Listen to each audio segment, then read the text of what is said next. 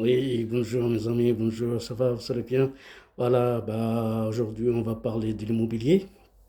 Donc, c'est précisément, on va parler de comment devenir un consultant, en fait, un bon consultant, un expert.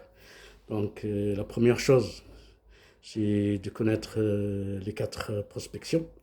Vous savez qu'on a quatre prospections. Prospection sur le terrain, physique, ça c'est indispensable.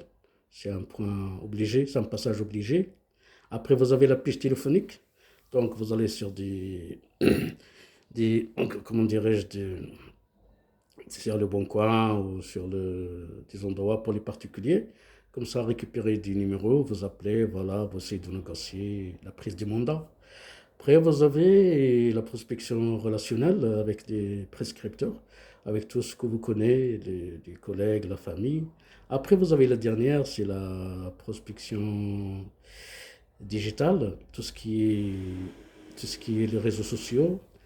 Voilà, et ça, c'est marketing digital, c'est l'avenir. Le marketing digital, c'est l'avenir en fait. Parce qu'on est obligé maintenant, comme je vous ai dit, on est obligé de passer par la prospection physique, mais aussi maintenant, c'est aussi la prospection marketing digital. Les deux se communiquent en fait, les deux travaillent en partenariat. Je vous donne un exemple, si vous avez une agence immobilière physique, si vous n'êtes pas connu sur Internet, si vous n'avez pas de site, personne ne va venir frapper à votre porte. Même si c'est, peut-être vous allez, parce que vous allez travailler avec les anciens, vos clients, juste la clientèle, l'ancienne clientèle. Mais pour avoir des nouveaux clients, il faut vraiment être sur Internet. Il faut être présent sur les réseaux sociaux maintenant. Voilà, Facebook, Instagram, tous les réseaux. Hein. En fait, c'est ça qui va vous aider à vous grandir, à avoir plus d'opportunités, à vous faire connaître, à avoir votre notoriété. Et c'est ces deux-là, la première et la dernière, la première prospection physique et la dernière prospection par marketing digital, ces deux-là, en fait, vont marcher ensemble. Et certes, même le relationnel, c'est bien, mais la pêche téléphonique, maintenant, de moins en moins. Parce qu'en en fait, maintenant, les propriétaires, les vendeurs sont trop sollicités. Il y a tout le monde, maintenant, tout le monde appelle, tout le monde, en fait, il trouve même maintenant,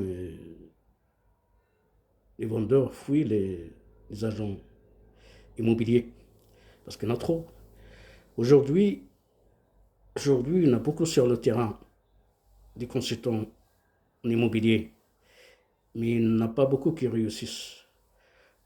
Parce que la réussite passe par, il faut être dynamique, authentique, clair, transparent, honorer ses rendez-vous, il faut respect, il faut être humain, surtout humain. Il faut faire du relationnel. Il faut avoir ce côté-là. Si vous n'êtes pas humain, vous n'êtes pas de relation, vous ne pouvez pas aborder les gens, il faut savoir communiquer. Voilà, et en fait, dans l'immobilier, il y a deux choses. Vous avez le bien à vendre et vous avez le vendeur, le propriétaire, le vendeur ou l'acheteur. C'est obligé de connaître le bien à vendre et même le quartier. Même la première chose des choses, c'est de bien connaître votre zone de prospection, votre quartier. En l'occurrence, le quartier où là, ça se vend ce bien-là. Donc, il faut connaître bien le quartier. Qu'est-ce qu'il a comme centre, qu'est-ce qu'il y a comme école, qu'est-ce qu'il y a, c'est quoi qui particularise votre secteur. Il faut être, par exemple, s'il y a un centre sportif, s'il y a une grande école, s'il y a une université, donc est-ce qu'il y a des centres de loisirs, est-ce qu'il y a une gare, est-ce qu'il y a quelque chose en fait qui fait vraiment faire connaître votre quartier. Après, je vous ai dit, je reviens sur les deux choses là. Vous avez le bien à vendre et vous avez le vendeur ou l'acquéreur pour moi, c'est la même chose. Parler du vendeur ou de l'acquéreur, pour le moment, ce sera la même chose. Ok. Donc là, il faut connaître le bien. Le bien, il faut le connaître bien. Il faut tout connaître sur le bien, en même temps, tout connaître sur le quartier. Par exemple, c'est un F4. Il faut voir les chambres, comment ils sont, c'est quoi la meilleure. Par exemple, si vous avez une belle cuisine, il faut vraiment montrer la belle cuisine, il faut parler de la belle cuisine. Si vous avez une cuisine qui est bien faite, qui grandit, tout ça, parce que les personnes, les acheteurs, aiment bien les bonnes cuisines, surtout les femmes. Et d'ailleurs, c'est les femmes qui achètent, hein. Nous, les hommes, on suit, c'est tout, hein. Et la femme, elle aime bien la cuisine. Il faut avoir vraiment une cuisine propre. Si vous avez par hasard une cuisine propre, il faut parler de cette cuisine propre. Si vous avez un coin qui n'est pas terrible, les toilettes et tout ça, il faut jamais montrer. Par exemple, les toilettes, il ne faut pas trop montrer les toilettes. Vous savez, en général, les toilettes ne sont pas bien, ne sont pas propres, elles sont toutes petites. Donc, évitez, montrez le salon, montrez la cuisine.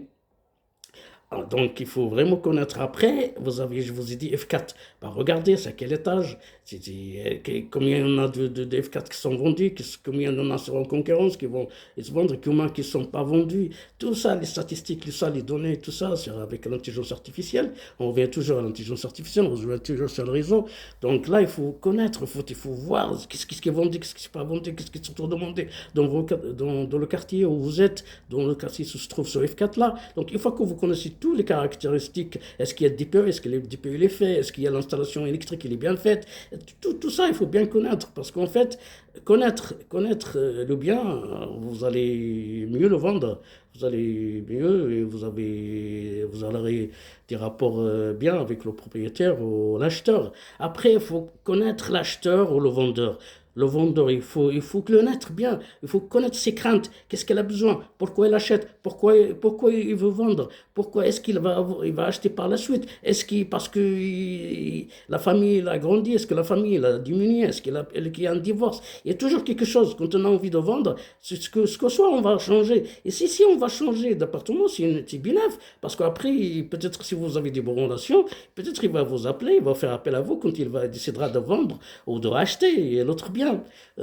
Voyez, donc vous pouvez faire deux pierres avec un seul coup.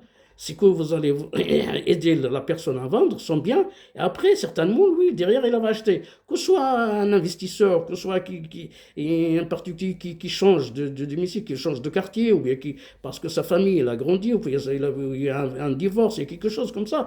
Donc, il faut toujours avoir des bonnes relations, il faut être humain, dynamique. Ces points-là, vraiment humain, dynamique, transparent, honnête, en fait, si je dois résumer, quand vous achetez un bien, à quelqu'un, il faut mettre à sa place. C'est comme vous l'achetez pour vous. Si vous voyez quelque chose qui cloche, qui n'est pas bien, vous ne l'aimez pas, il ne faut pas l'acheter, il ne faut pas l'aider à l'acheter, même pas. Il faut faire des modifications. C'est vraiment, la priorité, il faut se baser sur les mains. Il faut pas, la priorité sur les mains, c'est pas le bien, c'est pas la vente. La vente, c'est pas, parce que si vous êtes humain, la prochaine fois, vous aurez beaucoup plus de ventes que ça. Qu'est-ce que vous savez? Vous allez vendre un bien 150 000 euros. Si vous faites bien des affaires avec lui, avec le vendeur ou l'acheteur, alors qu'est-ce que vous savez? Peut-être prochainement, il va vous appeler pour vendre une maison à 1 million d'euros. Vous voyez, donc, si rater une vente, c'est pas perdu. Par contre, mettez-vous à la place de l'acheteur ou du vendeur. Parce que si l'acheteur veut acheter quelque chose, vous allez l'aider, l'accompagner pour acheter un bien, il faut qu'il soit bien à l'aise dedans. S'il a des enfants, il faut qu'il soit vraiment correspond. S'il y a des enfants à scolariser, il faut qu'il soit vraiment à côté de l'école. Il faut vraiment, il y a l'infrastructure et tout ça. Donc, acheter un bien pour lui, mettez-vous à sa place, et c'est comme vous l'achetez pour vous-même. Moi, c'est comme ça que je fonctionne. Vraiment, je dois acheter un bien, je dois accompagner un acheteur pour acheter un bien, il faut que je me mette à sa place. Est-ce que le bien, il me plaît? Est-ce qu'il y a quelque chose? Est-ce que tout va bien? Est-ce que voilà, après la négociation, le prix, tout ça, l'estimation, tout ça, c'est le professionnel. C'est pas bien grave, mais ce qui est grave, c'est que s'il y a un risque caché, il ne faut pas le cacher. Alors, je résume. Vous accompagnez un acheteur pour acheter son bien, parce qu'en fait, il n'achète pas un neuf, il n'achète pas une salade, il achète un bien pour y vivre, pour y passer sa vie. Mettez-vous à sa place. Il ne faut pas qu'il regrette après. Donc, mettez-vous à sa place, et si vous voyez que ce bien-là, il est bien pour vous, que vous souhaitez l'acheter pour vous, je veux dire, allez-y, foncez, achetez-le pour lui, aidez-le à acheter ce bien, aidez-le à conclure. C'est comme ça, en fait. Et c'est ça va. En fait, c'est pour ça que je vous dis, il faut connaître le propriétaire. Il faut connaître le propriétaire ou l'acheteur. Il faut connaître ses craintes. Pourquoi pourquoi il a envie de vendre? Est-ce qu'il veut acheter après? Pourquoi il faut le connaître? Ses contraintes, ses besoins. Qu'est-ce qu'il veut? Une fois que vous connaissez tout, c'est problématique. Est-ce qu'il y a un divorce? Est-ce qu'il y a un décès? La famille grandit? La famille, en fait, est-ce qu'il y a perdu? Est-ce qu'il y a un divorce? En fait, on achète, on vend parce qu'il y a un changement. Donc, il faut bien connaître pour quelle raison la personne veut acheter ou veut vendre. Vous voyez? Ouais. Donc là, comme je vous ai dit, il y a deux choses. Dans l'immobilier, il y a deux choses. Il y a le bien et il y a le propriétaire ou l'acheteur. Il faut le connaître pour vraiment bien aborder les choses. Et ça sera co-bénéfique pour vous par la suite. Parce que comme ça, vous allez garder vos clients. OK? Après, maintenant, pour devenir vraiment un consultant vraiment efficace, il y a beaucoup de choses, vous savez, il faut être motivé, il faut être dynamique, il faut être authentique. Parce qu'aujourd'hui, c'est quoi qui est compliqué aujourd'hui? Vous avez au moins 3 points qui sont compliqués aujourd'hui. Avec la crise, le propriétaire veut vendre au prix cher et l'acheteur veut acheter au prix plus bas. C'est une équation mathématique pas facile à résoudre. Mais il y a toujours des solutions. Une équation mathématique, elle a toujours des solutions. Et on rajoute à ça la crise, c'est que les banques maintenant, elles n'osent plus faire des crédits. Les taux s'augmentent, ça augmente, certes, ça baisse en ce moment-là. Ça a baissé dernièrement, mais là, ça commence à remonter. Donc, la crise. Donc, vous avez 3 choses. Pourquoi c'est compliqué de devenir un consultant en immobilier? Parce qu'aujourd'hui, l'acquéreur veut acheter au prix bas et le vendeur veut vendre au prix plus cher. En plus, je rajoute que les banques sont réticentes maintenant. En fait, ils ne font pas plus de crédit, ils demandent beaucoup de garanties et les taux, ça fait qu'augmenter avec la crise. Chaque fois il y a des guerres, ça fait qu'augmenter les taux. Voilà. Donc, j'espère que vous avez bien aimé. N'hésitez pas à laisser vos commentaires. En fait, rejoindre Méga Agence. Oui, rejoignez-moi, Méga Agence. En fait, oui, j'ai oublié, oui. Moi, je suis attaché Méga Agence, donc on recrute tout le temps, on recrute tous les jours, toutes les années, on recrute.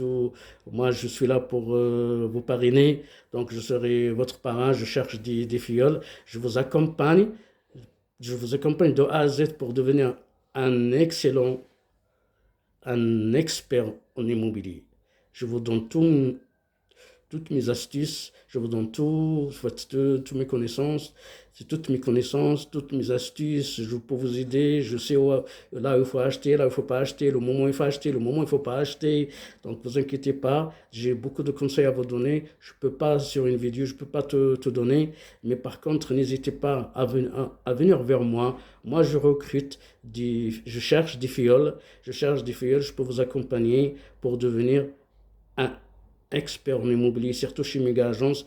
Vraiment, c'est la meilleure agence. C'est la meilleure agence. C'est la meilleure agence. Ouais. Voilà, je vous dis, c'est la meilleure agence en ligne. Je vous dis à très bientôt. Je cherche aussi des prescripteurs qui vraiment, après une vente, ils peuvent recevoir 10% des honoraires de l'agence. Ah, certainement, je cherche des biens à vendre. Voilà, si vous voulez un projet immobilier acheter ou vendre, je suis là.